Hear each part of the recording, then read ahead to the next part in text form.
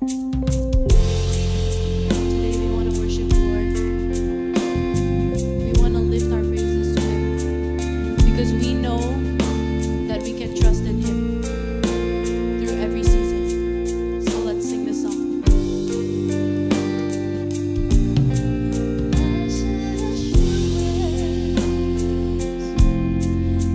Jesus is mine. He's been my fortress.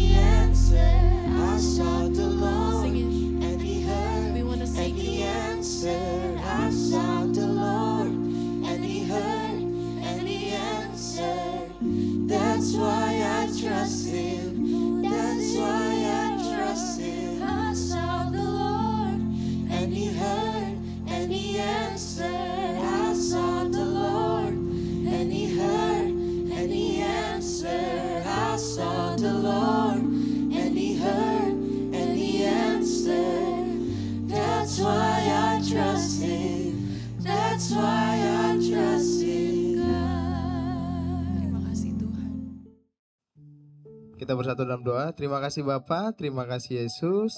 Terima kasih Roh Kudus atas penyertaan-Mu yang sangat luar biasa kepada kami. Kau kumpulkan kami di tempat ini bukan hanya sekedar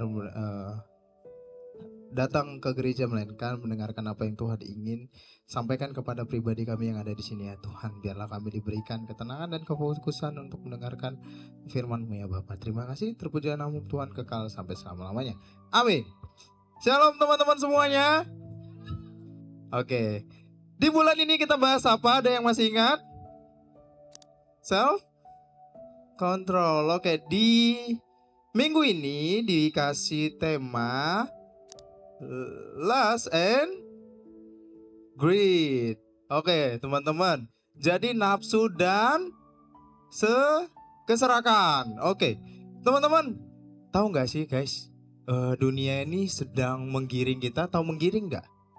Tahu ya, membawa kita untuk menjadi pribadi yang takut, ya, takut nggak punya uang lah, takut nilainya jelek lah, takut nggak seneng lah, takut apa lagi, nggak punya temen lah, banyak ketakutan yang dunia ini sedang menggiring kita untuk menguji iman kita teman-teman, ya, sehingga kita terbuat atau dibuat menjadi pribadi yang mengandalkan dua kata yang ada di depan ini. Dua kata negatif yang ada di depan ini adalah nafsu dan serakah.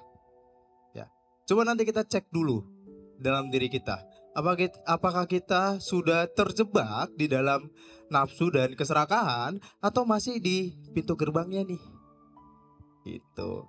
Ya, atau aku masih kayaknya di pintu gerbangnya nih. Sama-sama kita cek ya. Sama-sama kita cek. Tanpa terkecuali kita coba refleksikan diri kita. Apakah saya sudah masuk atau masih di gerbangnya atau di pintunya? Mau dibuka ini Kak. Gitu. Jadi sama-sama kita bahas. Jadi teman-teman, kami ini dikasih waktu 15 menit. Jadi semuanya fokus ke depan dulu. Oke. Yang pertama kita mau cari tahu tentang pengertian nafsu ya. Di dalam bahasa Yunani yaitu epitomia, nafsu itu adalah keinginan kuat yang sering kita dengar dalam konteks seksual atau hal-hal yang duniawi. Dalam Yakobus 14 dalam Yakobus 1 ayat 14 sampai 15 tertulis seperti ini. Setiap orang dicobai oleh keinginannya sendiri karena ia diseret dan dipikat olehnya.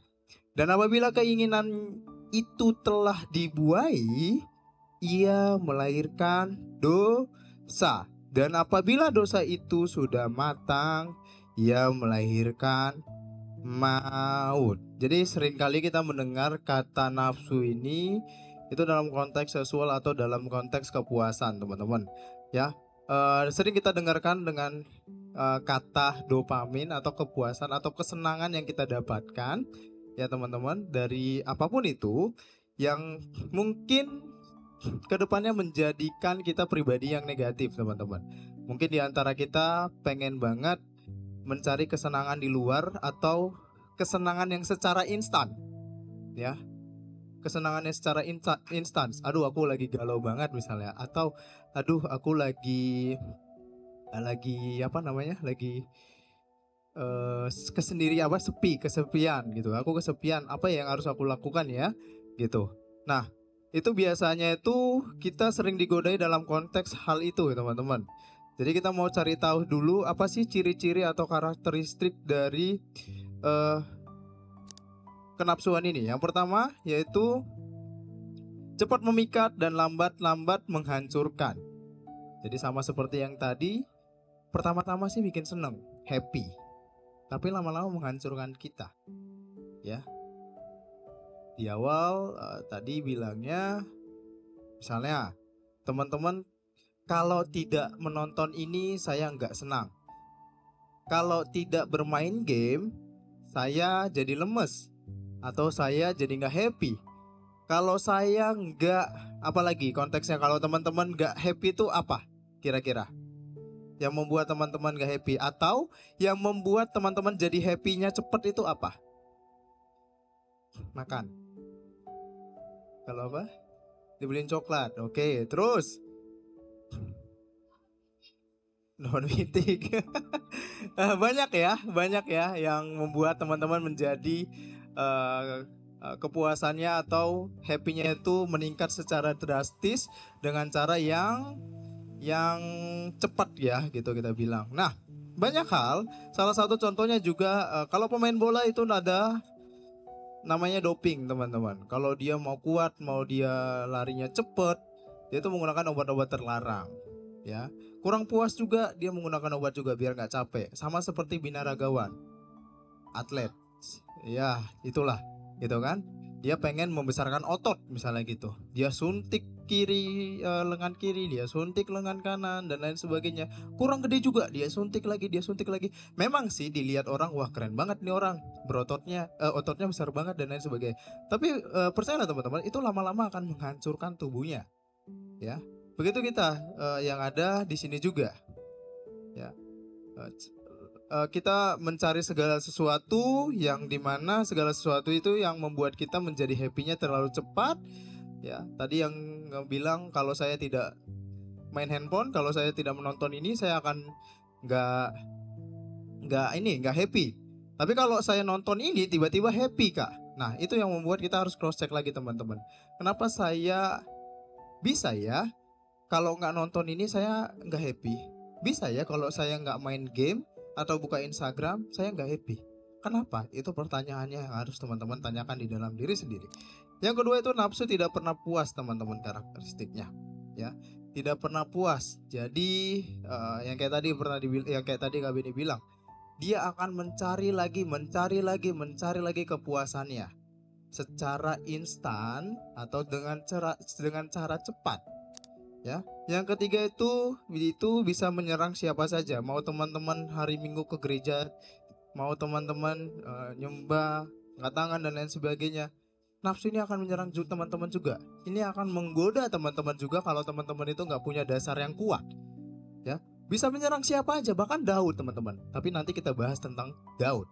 Bahkan Daud juga itu jatuh. So, las ini bisa menyerang siapa saja. Selanjutnya, apa sih kak efek dari kenafsuan ini atau nafsu ini? Efeknya itu memisahkan kita dari Tuhan. Hubungan kita dengan Tuhan itu semakin jauh teman-teman. Karena yang kita cari lagi bukan Tuhan. Kesenangan yang kita cari itu adalah kesenangan yang kita pengenin tadi biar happy-nya cepat. Yang kayak tadi kita bilang, kalau saya nggak pakai handphone atau nggak menggunakan handphone, saya nggak happy. Kalau saya nggak nonton ini, saya nggak happy. Jadi kita nggak nyari Tuhan lagi, tapi kita mencari kesenangan yang instan tadi, yaitu handphone. Apalagi nonton film inilah, itulah yang membuat kita cepat happy-nya. Itu yang membuat hubungan kita akan jauh daripada Tuhan. Yang kedua itu menghancurkan diri kita juga dan relasi terhadap orang lain. Sering sekali kita main handphone, fokus ke handphone tanpa fokus ke teman-teman sebelah kita. Kayak misalnya yang lagi booming sekarang adalah Roblox. Ya, ada yang main Roblox di sini?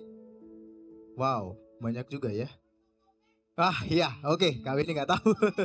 Nanti Kak Beni pelajarin. Ya, contohnya adalah Roblox teman-teman. Mungkin kita fokus banget dalam bermain game. Sampai kita nggak sadar nih teman kita di sebelah nggak punya handphone dan nggak punya Roblox. Dia hanya punyanya PC. Jadi nggak bisa bawa PC kemana-mana. Ya. Sampai kita nggak sadar teman kita tuh ngeliatin kita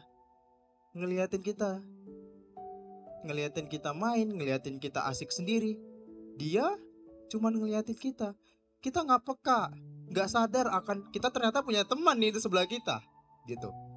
Jadi itu akan mengganggu hubungan kita atau relasi kita terhadap orang lain dan juga menghancurkan diri kita sendiri juga. Dimana kepuasan itu yang tadi pelan-pelan akan menghancurkan hidup kita juga teman-teman. Yang tadinya cuman kesenangan sesaat, ya, yang bersifat sementara, itu akan menghancurkan kita secara perlahan. Misalnya contohnya tadi pengertiannya adalah kenafsuan ini adalah konteksnya seksual.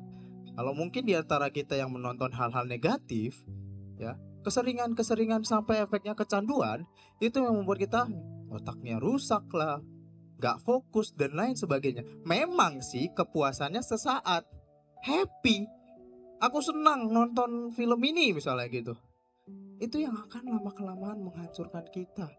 Hubungan kita sama orang lain juga rusak, bahkan kita juga rusak. Ya, yang ketiga itu mengaburkan moral, ya, nilai-nilai moral yang ada lingkungan sosial kita. Selanjutnya kita belajar dari yang tadi adalah Raja Daud yang jatuh. Dalam 2 Samuel 11, ya, 2 Samuel 11, nggak apa-apa Kak Beni bacain aja. Nanti kalian hafal, ya, kalian boleh setelah ini kalian boleh sampai rumah kalian boleh buka lagi dan pelajarin kenapa sih Raja Daud bisa jatuh dan lain sebagainya. Kita bisa belajarin dari tokoh Daud ya, biar kita sama-sama punya senjata, biar bisa kita nggak jatuh ke dalam hal yang sama. Nah, dalam 2 Samuel ini, dalam Daud ini kita belajar ketika Daud itu seharusnya pergi berperang, tapi Daud memilih untuk tinggal di istana. Ketika malam ia melihat Batseba mandi dan tergoda oleh kecantikannya. Ya, dalam 2 Samuel 11 ayat 2 tertulis seperti ini. Pada waktu petang, ketika Daud bangun dari tempat pembaringannya, lalu berjalan-jalan di atas sotoh istana, bukan soto kudus. Ya, jadi lapar kan? Tampak kepadanya dari atas soto itu seorang perempuan sedang mandi. Perempuan itu sangat elok rupanya. Lalu di ayat berikutnya, lalu Daud menyuruh orang bertanya tentang perempuan itu, dan orang itu berkata, itu Batseba binti Eliam, istri Uria, orang Het itu. Kemudian Daud menyuruh orang mengambil dia. Perempuan itu datang kepadanya, lalu Daud tidur dengan dia. Jadi dampaknya di ayat berikutnya Batseba hamil, teman-teman. Daud berusaha menutupi dosanya dengan memanggil Uria, suami Batseba. Di ayat berikutnya, karena Uria tidak mau tidur di rumah, Daud menyuruh dia dibunuh di medan perang.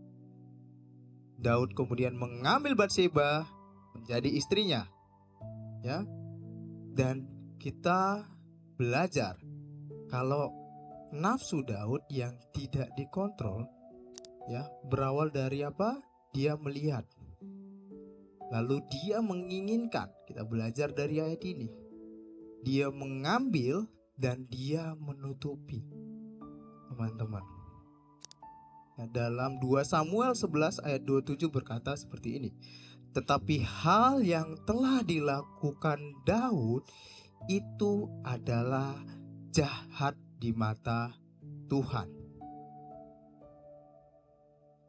Dari nafsu Daud yang gak dikontrol, teman-teman, banyak yang dikorbankan. Relasi terhadap orang lain, relasi terhadap dia dengan Tuhan yang tadinya dia dipercaya sama Tuhan. Jadi begini, berantakan semuanya hanya gara-gara nafsu. Berantakan semuanya hanya gara-gara nafsu. Oke, jadi kita belajar dari tokoh Daud, teman-teman. Belajar dari tokoh Daud yang jatuh gara-gara menginginkan yang bukan miliknya dan menghalalkan segala cara, bahkan sosok menutupin dosanya.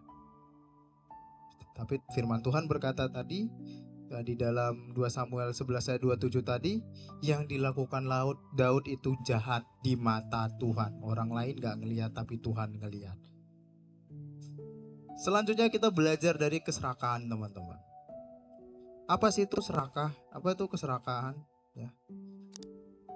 Dalam 1 Timotius 6 ayat 10 tertulis seperti ini.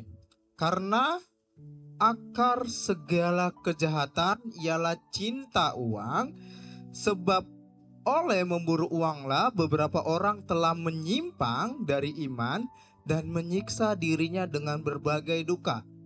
Tadi kita ngomongin pertama kali siapa yang takut gak punya uang, siapa yang takut gak punya apa-apa di kemudian hari.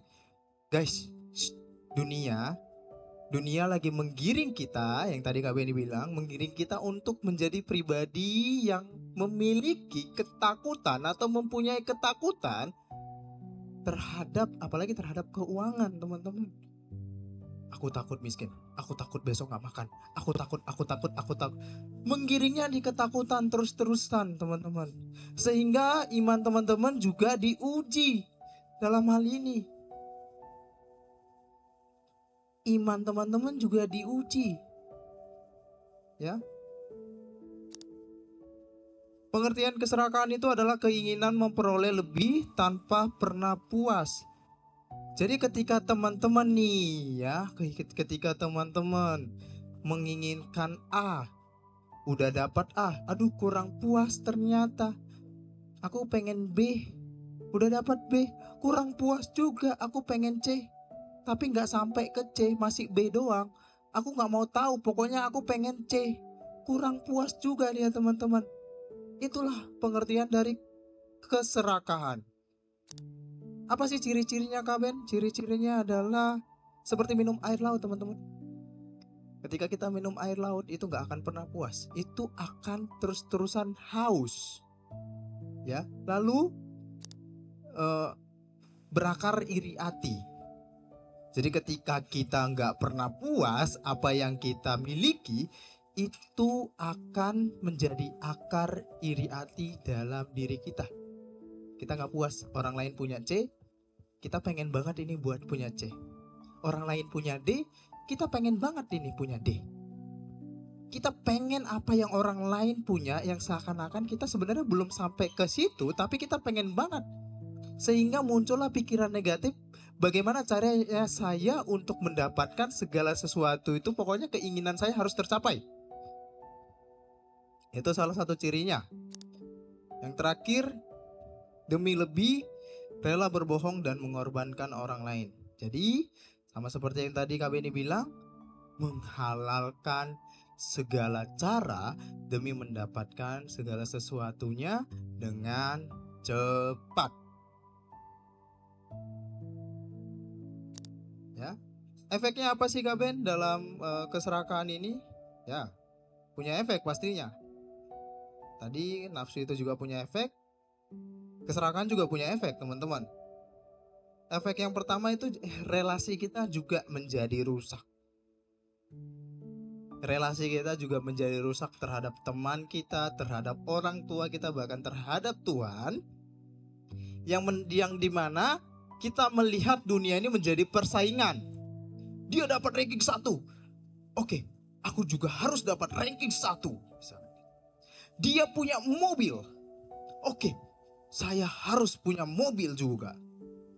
Dia kerjanya di perusahaan ternama. Oke, saya harus lebih tinggi daripada dia. Jadi dunia ini penuh persaingan, teman-teman. Dunia ini jadi penuh persaingan. Jadi semuanya itu tentang berlomba, sampai kita lupa ternyata kita menuju persaingan dan relasi kita jadi rusak. Relasi kita terhadap diri orang lain juga rusak. Karena kita melihat teman-teman kita itu adalah lawan. Kita melihat sahabat kita adalah lawan. Kita melihat orang tua kita lawan. Kita bahkan melihat Tuhan itu sebagai lawan juga. Teman-teman, pernah gak sih kita yang ada di sini melihat kesuksesan teman kita, mendapatkan nilai terbaik mungkin, atau mendapatkan hal yang terbaik mungkin, kita iri? Pernah gak? Kira-kira? Hah? Pernah ya? Gak apa-apa. Good. Kalian sudah mau jujur. Itu yang membuat kita relasinya menjadi rusak terhadap orang lain.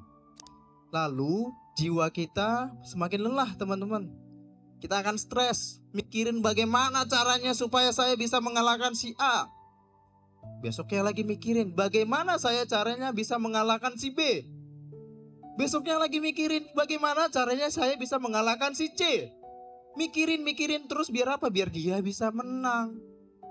Jadi stres kalau dia kalah, kalau kita kalah jadinya stres. Karena mikirin terus bagaimana saya bisa menang, bagaimana si C bisa kalah. Mikirin terus bagaimana caranya. Kita stres mikirin caranya, kita jadi lelah jadinya. Jadi gak semangat. Selanjutnya, menutup hati dari percaya bahwa Tuhan cukup. Jadi kita menutup hati, teman-teman. Iman kita diuji dalam hal ini. Ketika ketakutan itu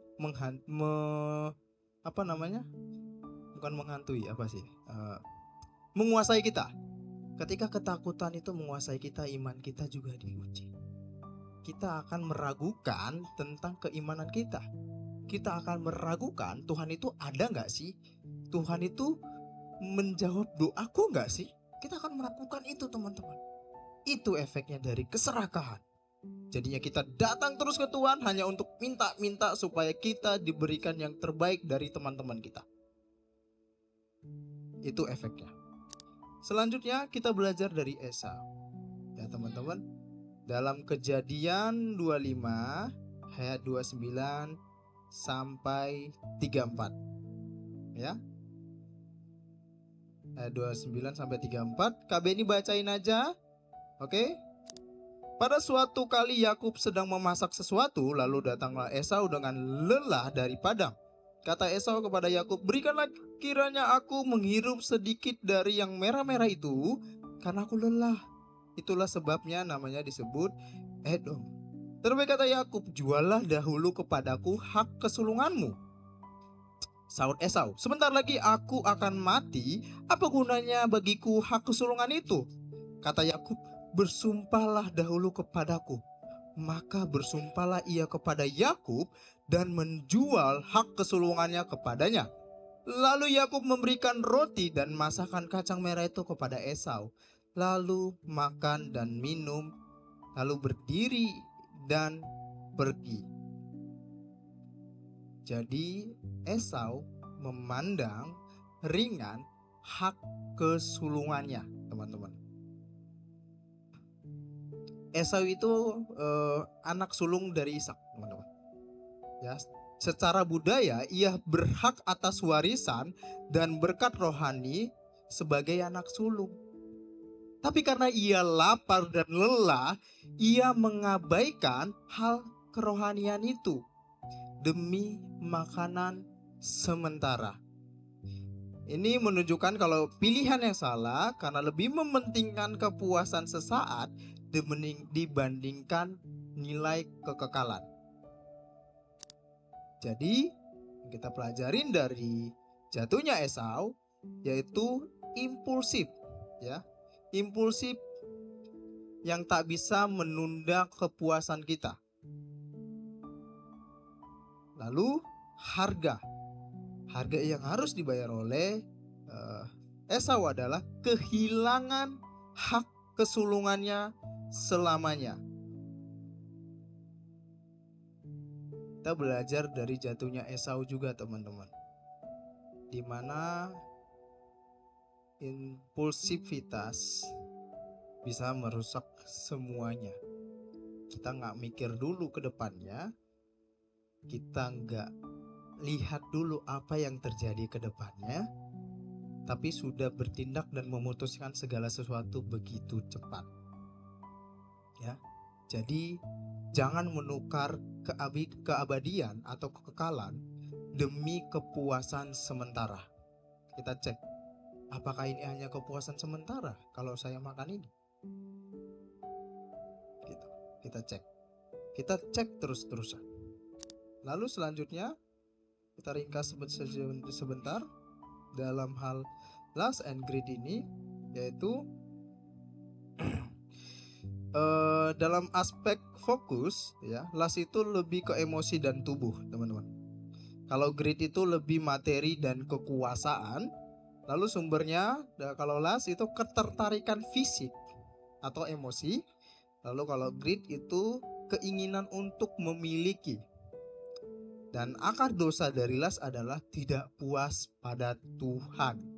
Jadi memiliki, jadi mencari kepuasan dari yang lain atau dari yang luar. Lalu greed itu adalah akar dosanya tidak percaya kalau Tuhan cukup. Jadi dia mencari cara untuk mencukupkan dirinya di lain dari Tuhan. Ya. Selanjutnya, ternyata Yesus juga pernah digoda, teman-teman, oleh iblis. Dia pernah digoda oleh iblis, ya. Dia pernah dicobai dalam hal daging, kekuasaan, dan kekayaan dalam Matius 4. Teman-teman nanti boleh baca dalam Matius 4. Dia dicobain, teman-teman. Yesus dicobain, tapi ia tidak tunduk pada nafsu dan keserakaan. Dia menang, teman-teman. Apalagi kita, Yesus yang pribadinya manusia pernah dicobain juga. Nah, kita pasti akan dicobai secara terus-menerus. Tapi Yesus menang melawan cobaan ini. Jadi pertanyaannya, bagaimanakah caranya bisa menang dari nafsu dan keserakaan, misalnya gitu? Caranya adalah tidak ada. Tidak ada kalau kita mengandalkan diri sendiri, teman-teman. Tidak ada caranya kalau kita mengandalkan diri sendiri dan hanya pakai logika berpikir kita saja. Cara satu-satunya adalah bangun akarnya dulu, teman-teman. Akarnya adalah tentang bagaimana caranya kita bisa melekat setiap hari kepada Tuhan. Ya. Karena tadi dikatakan Jesus is our victory. Dia menang. Ketika dia dicobain, dia nggak jatuh, dia menang. Harusnya kita tahu akarnya di mana.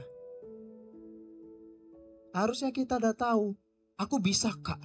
Aku bisa bikin step by step biar aku menang dari dosa, nafsu, bahkan keserakaan. Tidak bisa kalau kalian atau kita mengandalkan diri sendiri.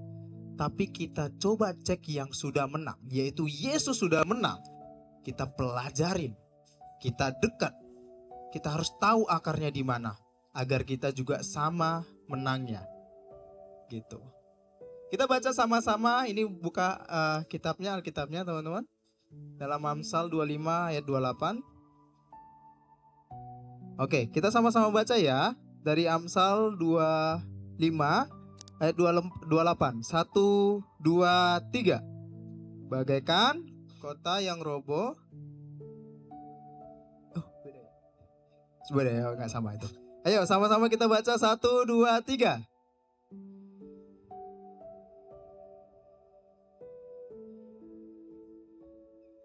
Oke, kota yang roboh ya, temboknya.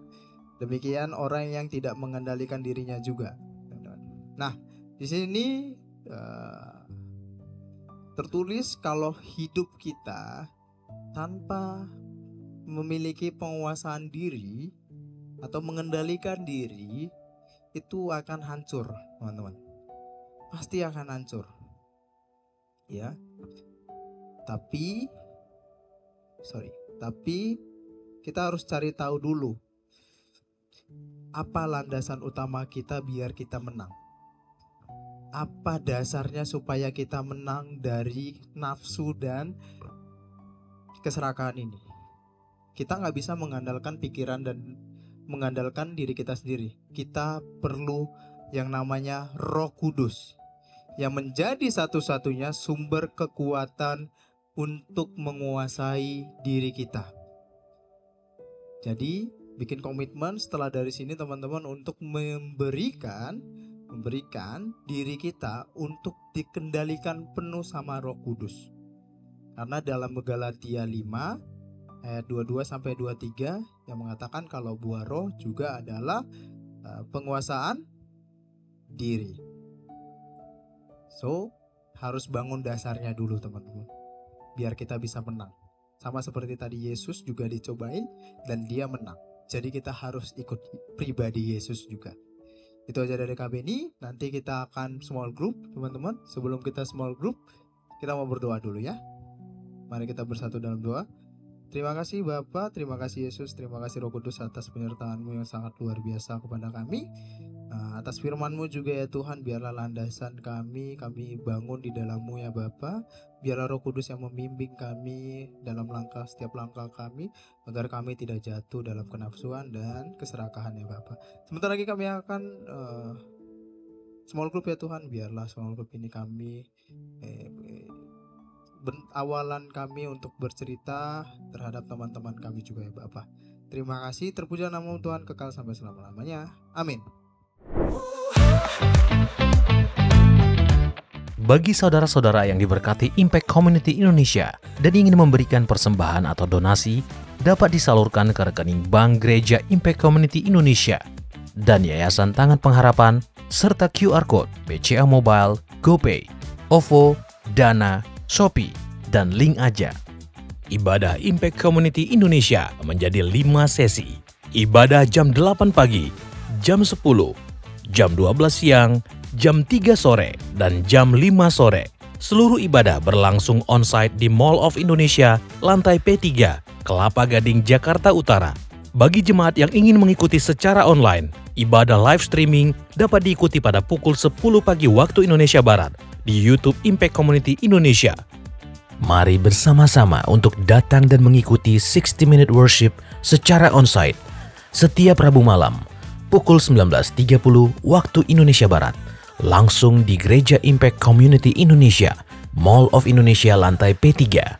Mari bawa keluarga dan ajak orang-orang yang Anda kasihi. Impact Community Indonesia Friday Service, ibadah setiap hari Jumat yang ditayangkan secara online pukul 19 waktu Indonesia Barat. Ibadah Saturday Service, ibadah Sabtu Impact Community Indonesia ditayangkan online setiap Sabtu pukul 19 waktu Indonesia Barat di YouTube Impact Community Indonesia. Setiap ibadah online Impact Community Indonesia sudah tersedia subtitle dalam bahasa Indonesia, bahasa Inggris, dan Mandarin. Anda dapat mengaktifkan dengan klik tombol CC atau closed caption pada layar Anda. Spesial bagi kaum muda, ibadah Impact Youth pukul 17 waktu Indonesia Barat di Mall of Indonesia lantai P3. Bagi jemaat di luar kota Jakarta dapat menyaksikan ibadah youth secara online di YouTube Impact Community Indonesia. Bagi Anda yang ingin tahu lebih banyak tentang firman Tuhan, dapat bergabung dalam Bible Study Impact Community Indonesia melalui virtual setiap 2 minggu sekali pada hari Sabtu pukul 9 pagi waktu Indonesia Barat. Pendaftaran ini gratis dan dapat dilakukan dengan mengisi form registrasi melalui scan QR Code atau dapat menghubungi nomor yang tertera di layar Anda. Saksikan Menabur Cinta untuk Indonesia setiap Sabtu jam 11 waktu Indonesia Barat di YouTube Tangan Pengharapan.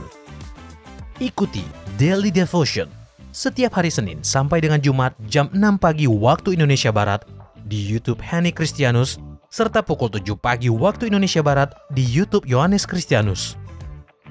Impact Community Indonesia memiliki sebuah komunitas untuk kita bertumbuh bersama. Bagi Bapak Ibu Saudara yang ingin bergabung di Komsel Impact Community Indonesia, dapat mengisi link form pendaftaran di bawah ini. Bagi Anda yang rindu menjadi jemaat Impact Community Indonesia, dapat mengisi Google Form atau scan QR Code di layar Anda.